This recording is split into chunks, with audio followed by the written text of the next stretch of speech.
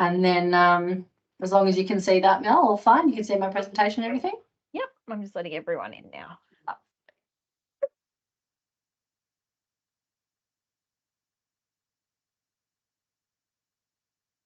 Okay, welcome everyone. Thank you for joining us this afternoon. I can see we've got a few people who have come onto the call. We'll just wait a few more minutes just before we get started. Give anyone who's sort of running from a staff meeting or from bus duty or something a chance to get a cup of tea and come and sit down. But we will get started in about 3 or 4 minutes. In the meantime, though, by all means, please jump into the chat. Tell us your name and please tell us what school you're from. Tell us what year level you're teaching or what position you're doing at your school. We love to know who we're talking to, love to know who we're hearing from. That would be fantastic. But yeah, we'll get started in a few minutes. In the meantime, I will just sit tight. But yes, please jump into the chat and introduce yourself. I am joined this afternoon by my fabulous colleague, Melinda. She will be manning the chat. So if you guys have any questions throughout the presentation, what we'll do is we'll probably just wait until the end to have those questions, just so that I can sort of go through with a nice flow, and then at the end Mel can have a look at the chat, and if anyone has typed any questions into the chat throughout the session, we can address them then. Okay, great. I can see we've got more people coming in. That's fantastic. I do know that, what day is it? We're on Tuesday. Oh, so we're not quite at the end of the week yet. So people might still be feeling fresh. Maybe not particularly desperate to head off super quickly, but regardless, I know we've allocated 20 minutes to our webinar. So trust me, I will do my very, very best to stick to that time limit, because I know that, yeah, even being a Tuesday, we're all tired. It's the end of the day. And I know that you guys have all been in school with your students, being heroes. I know what that's like. I used to be a primary school teacher, so well done to all of you, but I know that at this time of the day, you're all tired. And well done to you for joining us for learning this afternoon. You should be very proud of yourselves. Okay, so we'll just do a couple more minutes, just giving people a chance to come in from their various meetings or whichever, and then we will get started. I can see, who do we have? Oh, now I know I say this every week, and I can already see a number of people on the call who I recognise from the last 2 webinars that we've had over the last couple of weeks, because of course this is Decoding Decodables is one webinar within the series of 3 that we have had. And I say this every week on the topic of, having reached the end of the day. Welcome to everyone from New Zealand as well, because I know it's 4:30 here in Sydney, but it's 6:30 in New Zealand. So you guys are extra heroes for having joined in at the very end of your day to learn a little bit about decoding and do some professional development. So well done to you. You are all troopers. I'm having a look in the chat. Who else do we have here? Okay. Someone's just asked about the Cracking Comprehension webinar that we did last week. Can you have a video? Yes, of course you can. That's fine. Just the heads up, whichever webinars you register for, you will get recordings of those webinars. So by all means, we do have another Cracking Comprehension webinar happening next week. So if you would like to join in on that one, please sign up. If you can't make it, that's okay. You will get a recording afterwards. But as I was saying, look, anyone else who joins in on the call, please type into the chat, say hello, introduce yourself, where are you from, what school have you joined us from, what year level are you teaching. We'd love to hear from you. It's 4:32. I'm going to get started right now because, as I said at the start of the call, you guys have all had a long day and you're all superheroes in my eyes, because I used to be a primary school teacher and I know what it's like. So well done to you for joining us at the end of the day. And we've said 20 minutes for our session, and so I'm going to try and do my best to stick to that time. So what we're going to do, any questions throughout the session, please just hang on to them, pop them into the chat if you'd like. And then what we'll do at the end of the session is we can read out those questions and I'll address them then. But by all means, yeah, type in anything that you'd like. I'll also give you a chance, of course, to sort of take yourselves off mute at the end of the session, and you can just join in on any questions or just any discussion points if you'd like. That's completely fine. So welcome to Decoding Decodables. This is one part of our webinar series at the moment in term 1. We have been doing a webinar series all on reading and K-2. Obviously, there have been a bunch of changes when it comes to the curriculum in terms of looking at teaching reading, especially in early years. Last week we did a webinar on comprehension. The week before that we looked specifically at blending and segmenting. And today's session is looking a little bit more broadly at decoding in general. We're going to really be putting a magnifying glass over the concept of decoding. What is it? What does it all mean? The little nitty-gritty parts of it. What are decodable books? How might we use them? So my name's Rosemary Arnott. I work for Modern Teaching Aids, and I spend most of my time working with our digital reading platform, Whooshka. In fact, I do recognise a few people on the call. I know that I've worked with a number of you before because you are Whooshka schools and you're using our reading platform. We will talk about that at the end of the session, but just for now, the books that you will see me using throughout the webinar, they are from our decodable library on Whooshka. If anyone wants to have free access to that at the end of the session, you absolutely can, but I'll tell you how to do that a little bit later. So Melinda is in the chat. She's going to be looking at that. Mel, if there's any problems with the presentation as we're going through, if there's a lag, if there's any sort of sound issues or whichever, just let me know, but otherwise I will crack on. Okay, so when we talk about reading, I always like to start with Scarborough's reading rope. So for anyone who's unfamiliar with the reading rope, it is a really nice infographic which just sort of depicts the different skills that are involved with learning how to read. So reading is obviously a very complicated skill. There's a lot tied up in it. And this reading rope just really sort of depicts that nicely. So what you can see is that Scarborough breaks it up into two main components. So reading, successful reading, is made up of language comprehension and word recognition. And then within those two different components, you have a whole lot of sub-elements there. Now, when we're looking at decoding, we're going to be looking primarily at that word recognition section down the bottom there. So last week in the Cracking Comprehension webinar, we were looking mainly at that top strand. And then today we're going to be looking at that word recognition section there. And I think the main takeaway from this slide is summarized really nicely up in that top right-hand corner there by the simple view of reading. And it mainly just sort of depicts there that reading comprehension, which is, what we're all going for when we are teaching reading, reading comprehension is made up of two different things, word recognition and language comprehension. That is so important to understand. The main thing that we have to be aware of as teachers is that having one or the other is not enough. I'm sure everyone has experienced that, you sit next to that student, they read a page to you fluently, beautifully, they decode all the words, and then you ask them what it was about and they have no idea. So I definitely remember having that situation, and as teachers, it's so important that we understand that. So both major sections, comprehension and word recognition, are equally as important to develop in our students. But today we're going to be diving into the word recognition component, so particularly looking at the skill of decoding. So I think probably the most relevant place to start is actually at the end. And us as skilled readers, we all learn to read, and now we do it for leisure. We read books, we read articles, all that kind of stuff. And I think what really helps is for us to know, okay, so what are we doing when we read? Because that helps us to break down what are we actually trying to teach our students? What are the skills? What's the end goal that we're sort of going for here? So we have to understand that ourselves.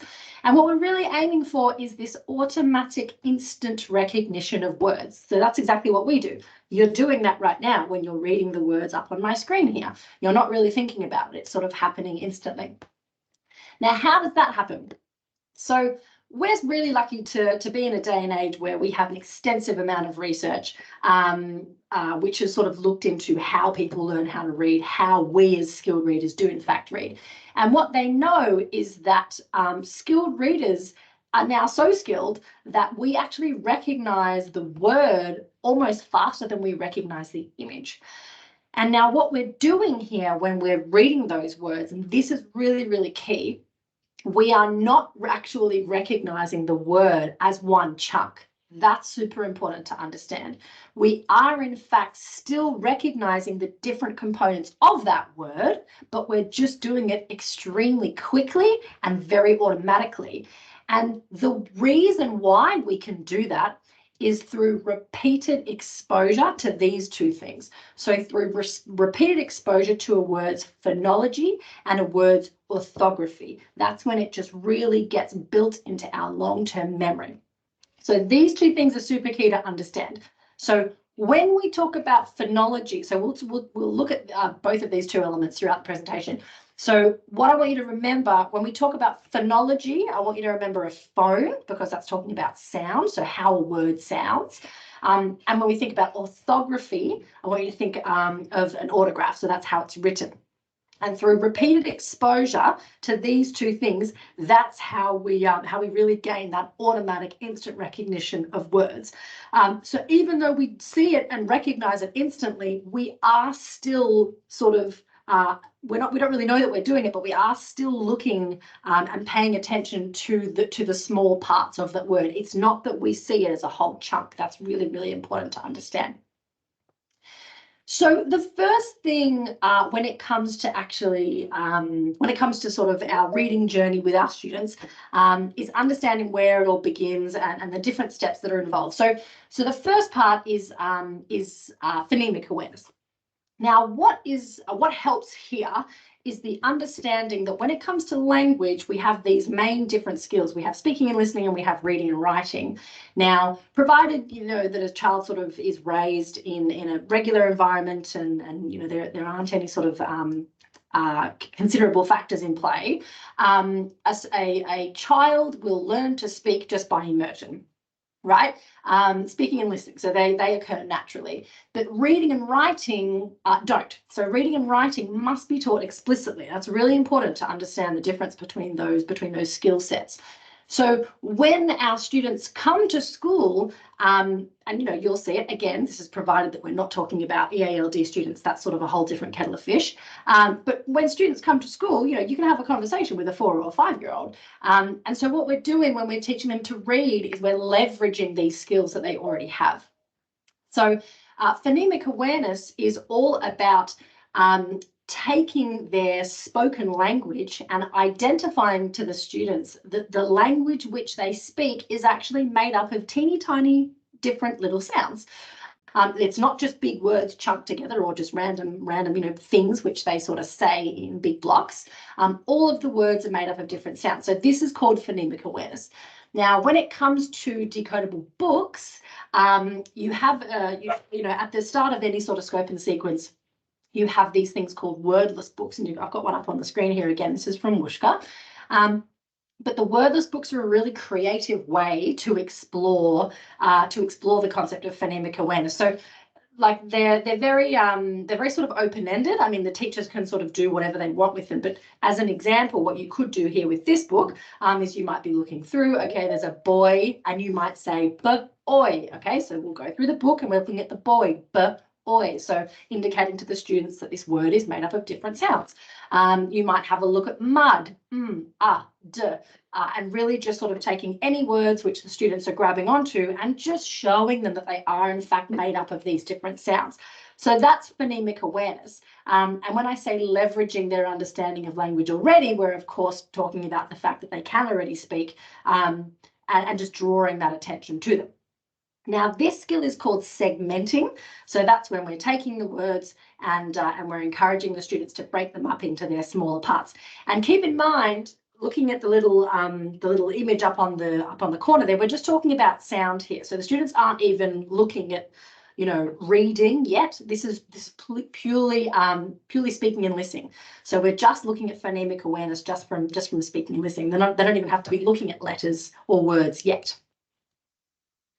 So the next thing to understand, again, when it comes to sound, is that the English language is actually made up of 44 sounds. Now, again, I'm not sure about you guys. I used to be a primary school teacher, but it's common to sort of forget this. I don't know. I guess we all learned how to read, but sometimes it takes a minute to actually think about, well, how did I learn how to read? You know, what are the little skills that I learned? So it's really important to be aware of all the teeny tiny little bits that this whole journey is made up of. And this is a really key one. So yes, there are 26 letters in the alphabet, which we all know, but there are 44 sounds. And what's really key is to understand just the complexity behind all of these sounds. So I've put some examples up for you there. So we as adults, you know, someone who's not very experienced in this area might say, okay, yeah, the O sound, you know, that's one sound made up of the letter O. But for example, up on the screen there, you can see I've got dog, book, and moon. So that's O, and oo. So 3 completely different sounds, all made from that typical O sound. And then another one, we've got ant, chair, car, and paw. So all used with this A letter, which we're familiar with, and all using some form of the A sound, but completely different sounds. So that's really, really important. So when you're looking at phonemic awareness with your students, just be aware of all the different sounds that you are drawing to their attention, because it's going to be really key for them to understand that first before they can go and actually start to think about how to read and then write these sounds as well. So once the students are aware of the different phonemes which make up the words that they speak, the next thing that we need to do is we need to start introducing these sounds in their written form. And of course, these are called graphemes. So now we're actually talking about looking at the print on a page. And so I've popped in another example of a decodable book here. So now what you can see, rather than the wordless book that we saw before, this book is now showing the letter which is underneath. So what you might do here is you might be looking through the book and you might say, okay, we've got a seahorse. So you're still sort of identifying the sound within the word, and you're focusing on, you know, that starting sound there. But now you might have a look at the S written down below, and you might identify the S sound and correspond that with the grapheme, which is on the page. And then, of course, the next step in that is actually identifying to the students that print symbol also has a name, and that name is the letter S. And I just think it's really fascinating when you really break down these little steps and try and put yourself in your student's shoes. It's very complicated, especially, you know, if you have a think about other letters. I mean, S is a bit more intuitive, but what about the letter W? You know, I mean, all of a sudden you're talking about the different steps that the students need to know. We're sort of talking about 4 or 5-year-olds here. They're learning whale, they're learning what that symbol looks like, and they're learning that the name for the symbol is W. It's a lot. There's a lot of little skills involved, and it's really important that we as teachers understand all of them so that we can sort of keep track of how the students are progressing and making sure that we're actually really being quite explicit in teaching it to them. And then the other side of that is, of course, the ability for the students to then recreate those symbols themselves. And that's obviously, of course, when they learn to write. And just fun fact for you, so when we are learning to crack the code, so to read the code, that's called decoding. And when we learn to create the code ourselves, that's called encoding. So then we move on to phonics. And now, so here we're talking about our 44 sounds. We're talking about our 26 letters of the alphabet. And this is, of course, the understanding that all of those sounds and the different combinations can be made up by different combinations of letters.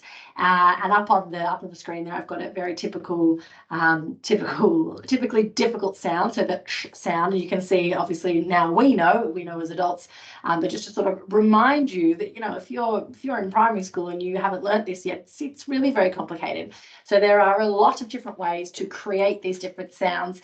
And what's really important is that we sort of take students through one at a time, and so they don't get too overwhelmed. And the way that we do that, again, is using these decodable books. So this is where they just become incredibly useful. So what you'll see now is we've gone through to find a book which is actually focusing on specific letter sounds now. So you can see that this book is targeting particular letter sounds, so d, j, o, and a couple of others there. And so it's using those particular sounds in very simple sentences. And what the students are doing here is now they're learning to blend the words together. And now blending is a super important part of your students' decoding journey. So what we want is we want to sort of draw the students away from when they see a word on the board. So we don't want them to say cat. We want them to say cat. And that's blending.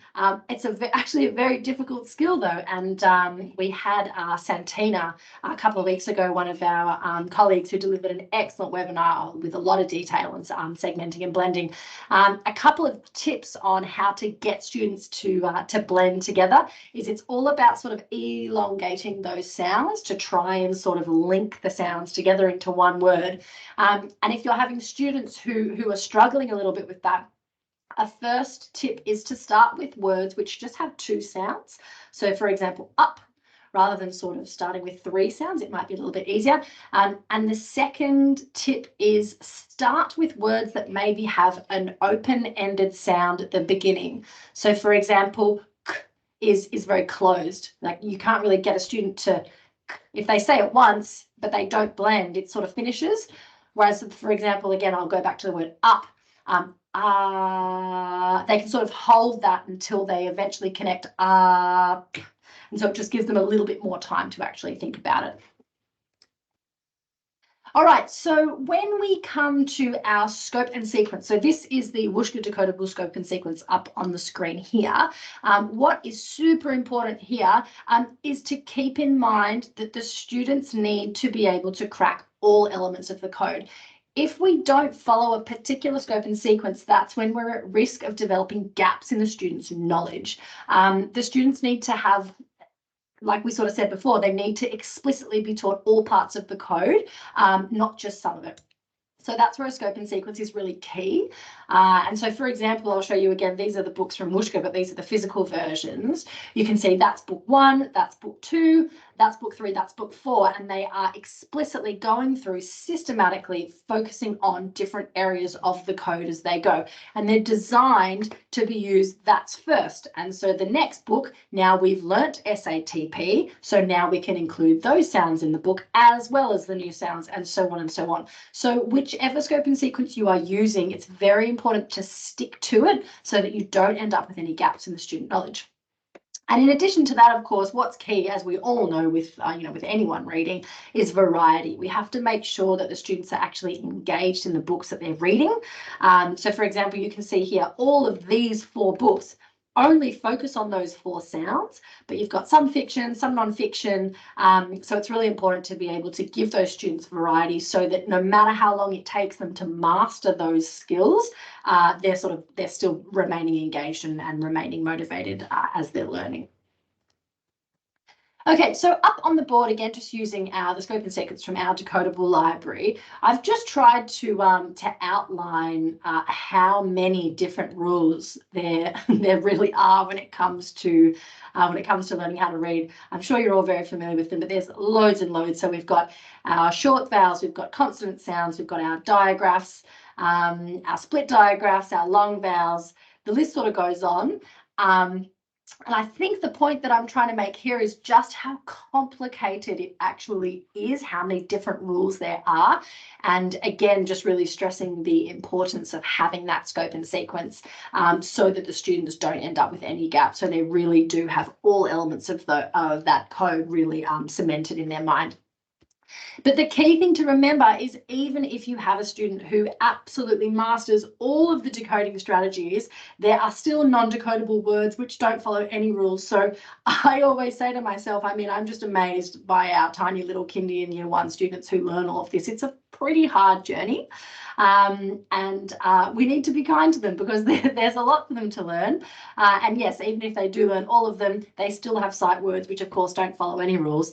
And that leads me into the difference between sight words and also high frequency words, because that's quite important to understand as well. So sight words, as we said before, These are non-decodable words. They don't follow any rules. And any of you who have tried to get someone to sound out the, you'll know that, because technically that should be read there, but it's just not. So the only way for students to learn non-decodable words is just to memorize them. So those are sight words. And it's important, of course, for you as teachers to know which are sight words, so we can in fact give them to our students so they can practice them. But then, of course, high frequency words are slightly different. So these are words which are common words, which do follow particular decoding rules, but they just might not have been learnt yet. So, for example, like, this is a very common word, of course, but if you've got kids who are just starting kindy, they may not have learnt that bossy E rule yet, but they definitely will need to recognise the word like. It's going to come up a lot. So you might just teach as a high frequency word because they'll need to know it, but they might not have learnt the strategy yet. And then in general, in decodable books, so this is just, again, a snippet from one of the Bushka decodable books, tricky words, they sort of just capture either sight words or high frequency words or both at the start of the book there. And it's really important to sort of draw those to the attention of your students so that they know that they're going to come up against those words in the book. They can prepare themselves for it and they can sort of practice reading it themselves. All right, so when it comes to instruction, all together, what does this look like? We've sort of talked about a whole bunch of teeny tiny little micro steps involved in this process, and a lesson might look a little something like this video, which I've got here, which is a teacher. This is actually from the Department of Education, New South Wales website, and this teacher has sort of chunked all of those little mini steps together in a very short lesson, and she does it really well. So just keep an eye on that. Mel, if for some reason you can't hear the sound, just let me know, but it should be fine. Just 2 minutes. All right, this now video. boys and girls, who can tell me what sound this is right here? What sound do these two letters make, Mari? Ah. Can everybody say ah? Ah. Beautiful. I'd like you to turn to the person that is right beside you, or the people that are near you, and think of one or two words that you heard that has the R in it.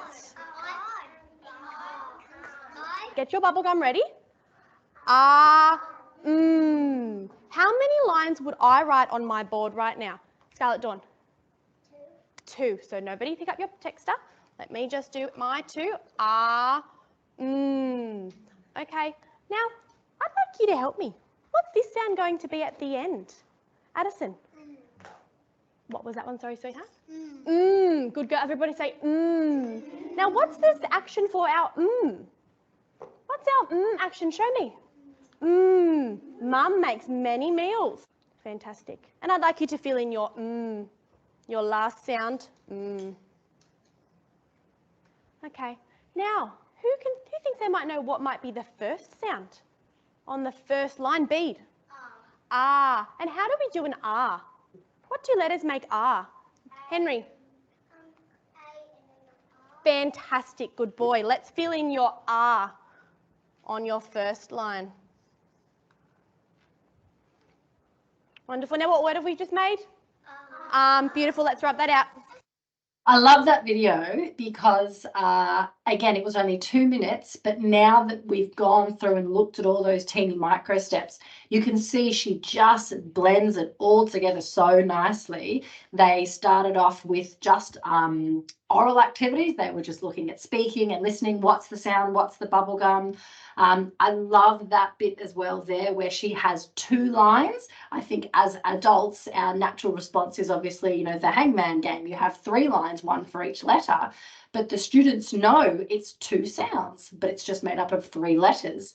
And then she talks about, okay, what letters are we writing? A, R, what sounds do they make? So there's so much involved there, but it really all is super closely intertwined. So it's very important to learn as teachers how in fact to teach that. Now, from that lesson, just as an example of what you then might do with a decodable book, so now that the teacher has introduced that to the students, she might then go and give the students some time to read some decodable books independently. And of course, the beauty of decodable books is because they're so systematic, if the students have followed the scope and sequence from start to finish, they will be able to read them independently because the decodable books only focus on sounds which the students have in fact learned. And you can see that at the front of every decodable book, you have the little table there showing these are the sounds which the book is targeting. These are the sounds which they might see, but then you've got the grayscale ones which indicate, no, they haven't learnt these yet, so they're not going to find those sounds. And again, that variety is super important. So, you can see you've got a whole bunch of different books here, all focusing on those same sounds. I think the last thing you want to do is to just have one single book for the students to learn a collection of sounds, because they might get a bit bored. So it is really important to have that variety in the books as well. Okay, I'm done. Well, we're just before 5 o'clock, so I went a little bit over, but not too bad. So up on the screen there, I've just popped all of the resources that I used to create this presentation. And look, I love doing this. I love developing these presentations. It's fascinating the amount of information that people have put their time into online. So I always encourage people to do some research themselves. There's so much stuff out there that teachers just love to share. So definitely have a look yourselves.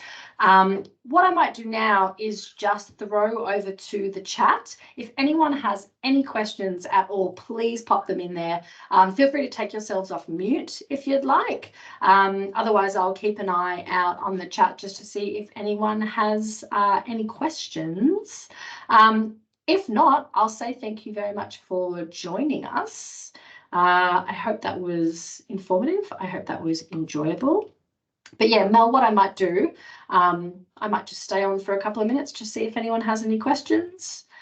Yeah, if not, feel free to say good afternoon. But yeah, take yourselves off mute if you'd like, or type anything in, and I'll do my very best. And yeah, just a reminder, you will all get a recording of this session as well. Can you please show us how to access the free resource? Yes, Nikki, of course. So what will happen, Nikki, is you guys are all going to get a follow-up email after the session, and in that email you'll have a little link which you just click it and it'll just take you to free access to Whooshkaa, basically. So you'll have access to our decodable library and our leveled library as well. And a lot of people are really enjoying leveled books, especially in K-2 if they're finding that the decodable books are a bit repetitive, or they're finding that the students want a little bit more engagement with different topics. So a lot of people are still really enjoying them. No worries. You're welcome, everyone. Thank you for saying thank you. That's very kind. Enjoy your afternoons, everyone. But yeah, lovely, guys. Thank you so much. Lovely to have you all here. If we read from left to right, would it confuse the children by starting with the final sound first? I'm sorry, Jennifer, what do you mean when you say the final sound first? I've gone on the link, but it's asking me for payment. No, not that one, Nikki. So you haven't received the email yet, Nikki. You'll receive it at some point this week, and it'll say Decoding Decodables follow-up email. And then once you've got that email, then there'll be a hyperlink in there, and then you can go ahead and access that there. Okay. Hang on. If we read from left to right, would it confuse the children by starting with the final? Oh, I see what you're saying in the word like in the example there. I don't think so. I think it just depends how the teacher sort of breaks it up. What I like in that video is she's very, very clear about what sound she's talking about. She might have started with that because maybe that was the most recent sound that they had done, or maybe that was the most familiar to them. I think as long as you're clear with the students, I think that would be okay. I think what probably helped in that situation is because she had the lines up on the board and she was pointing to the end line, the students were very clear that, yes, we're working on the final sound now. So no, I think that was quite clear. You're welcome, Helen. Thank you so much. Any other questions, guys? Feel free to take yourselves off mute. You're welcome, Jennifer. Oh, I've got a hand raised. Yes, Dana. Oh, Nikki, I'm glad you're inspired. Yay.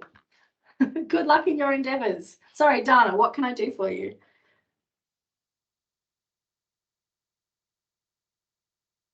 Dana, you're on mute, I think. I can't hear you.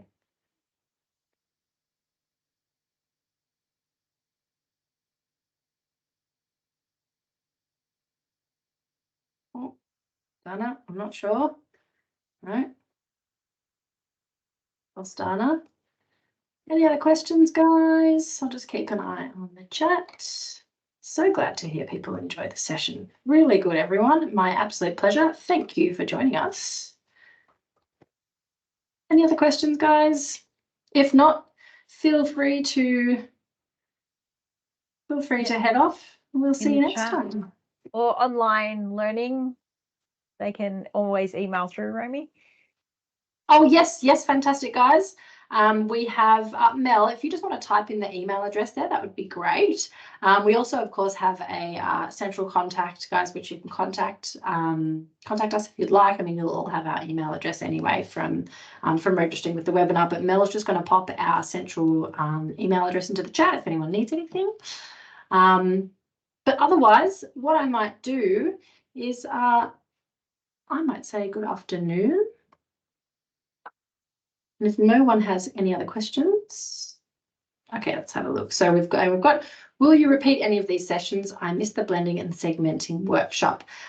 Yeah, so Alejandra, what we can do is we can send you a recording. So if you wouldn't mind, Alejandra, the email address that Melinda has just popped in there, so onlinelearning@teaching.com.au, if you could just send an email to that address, just requesting which webinar you'd like a recording of, then we can send one through to you. That's just fine. But everyone will receive, no worries, but everyone will receive a copy of this webinar who registered for it. Okay, Mel, I'm going to take silence as a good thing, and I'm going to say that everyone's happy, everyone's satisfied. So I'm going to say good afternoon. Thank you so much for joining us, everyone. Please join us again for our upcoming sessions. We've got Cracking Comprehension next week. Lovely to have been with you all, but otherwise have a fantastic afternoon, and we will catch you all next time. Thanks, everyone. Thanks. Bye.